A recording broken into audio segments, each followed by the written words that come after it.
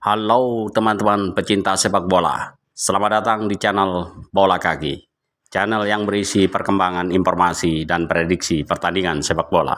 Assalamualaikum warahmatullahi wabarakatuh, salam olahraga, salam sepak bola. Teman-teman pecinta sepak bola, khususnya Timnas Indonesia, apa kabarnya? Saya sengaja juga buat konten setelah menyaksikan pertandingan yang baru saja berakhir antara Timnas Indonesia melawan tuan rumah Bahrain dalam lanjutan kualifikasi Piala Dunia Zona Asia, di mana hasil akhir dari pertandingan adalah 2-2. Bermain imbang di kandang tuan rumah bukanlah sebuah hasil yang buruk. Sebelum lanjut teman-teman, saya ucapkan terima kasih kepada seluruh teman-teman yang sudah menonton video saya, menekan tombol like dan subscribe. Atas semua dukungannya saya ucapkan banyak terima kasih. Teman-teman, memang pertandingan yang baru saja selesai, tadinya kita semuanya, seluruh rakyat Indonesia, penggemar, pecinta Timnas Indonesia sudah bisa berharap dan bersenang hati karena hampir saja 3 poin dapat diraih oleh Timnas Indonesia. Tetapi memang nasib masih belum beruntung untuk Timnas Indonesia di menit-menit akhir babak tambahan waktu yang sudah lewat dari tambahan waktu 6 menit yang ditambahkan oleh wasit, tetapi masih sampai menit ke 100 hampir baru peluit dibunyikan. Untuk itu saya akan berikan tentang pertandingan yang berlangsung. Teman-teman, melawan tuan rumah Bahrain di babak pertama, Timnas Indonesia secara jujur kita katakan mengalami tekanan. J.H. kemudian Miss Hilgers dan Jordi Amat yang dipasang pada babak pertama begitu tertekan oleh pemain-pemain Bahrain. Tom Haye, Ivar Jenner sebagai gelandang sejak awal tidak dapat mengalirkan serangan karena pressure tinggi yang dilakukan oleh pemain-pemain Bahrain. Bahrain lebih dahulu mencetak gol melalui tendangan keras pemain yang juga mencetak gol nanti pada babak kedua dialah Muhammad Madun. Dengan demikian tendangan keras itu menuju pojok gawang, membentur Mistar dan Martin Paes tidak dapat menghalau karena memang pergerakan bola begitu kencang dan sepertinya Martin Paes mati langkah. Bahrain unggul lebih dulu kalau tidak salah di menit 15. Ini menggetarkan dan cukup merisaukan bagaimana tekanan-tekanan yang diberikan oleh pemain-pemain Bahrain dan sudah menjadi kebiasaan jika pemain-pemain dari Asia Tengah ataupun Asia Barat seperti Bahrain, Arab Saudi, kemudian Qatar, jika sudah unggul maka mereka sangat pandai dalam memainkan ritme dengan trik-trik yang sifatnya memancing perhatian wasit dengan berharap agar wasit dapat memberikan pelanggaran ataupun kartu. Ini pun juga dimainkan oleh pemain-pemain Bahrain. Kita lihat alur bola dalam babak pertama begitu lambat karena banyaknya pelanggaran yang terjadi. Hingga permainan seolah-olah tidak terlalu menarik. Kenapa? Karena memang terlalu banyak pelanggaran. Bahrain lebih banyak menguasai bola dengan shooting ke gawang Indonesia. Sementara Indonesia akhirnya dapat mencetak gol di penghujung akhir babak pertama melalui pemain nomor 11 Ratnar Orotmangun. Dengan kedudukan 1-1 ini mengubah motivasi pemain-pemain nasional, pemain-pemain yang disetel dalam beberapa hari.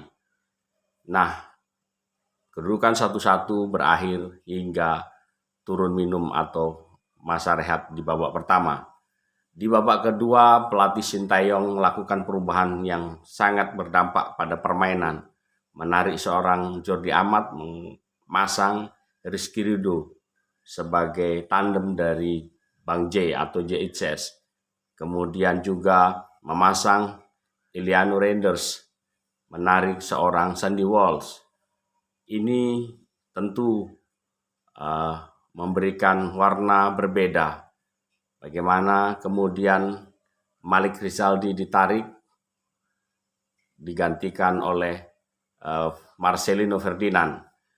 Komposisi ini, aliran bola terlihat pada babak kedua Indonesia mulai membangun build up, bisa menguasai pertandingan, dan ini terbukti Rafael Struijk berhasil mencuri gol, memberikan keunggulan untuk timnas Indonesia, dan Indonesia berhasil unggul 2-1. Ini hampir saja berakhir untuk kemenangan Indonesia.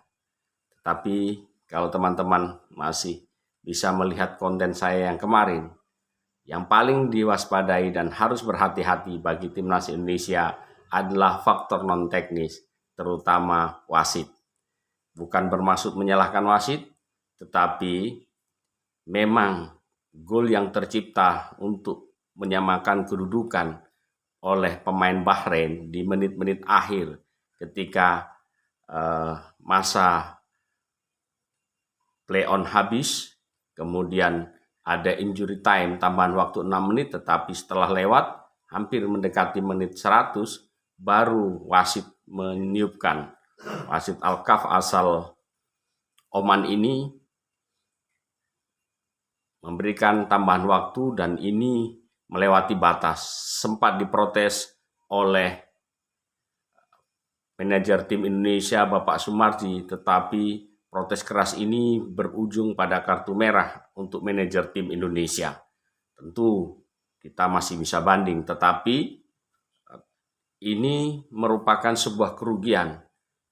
Memang tidak mutlak kesalahan wasit, tetapi ada jeda yang merupakan konsentrasi yang lengah, sedikit lengah di menit-menit akhir ketika sepak penjuru yang didapatkan oleh pemain Bahrain dan dicetak gol kembali oleh Muhammad Madun.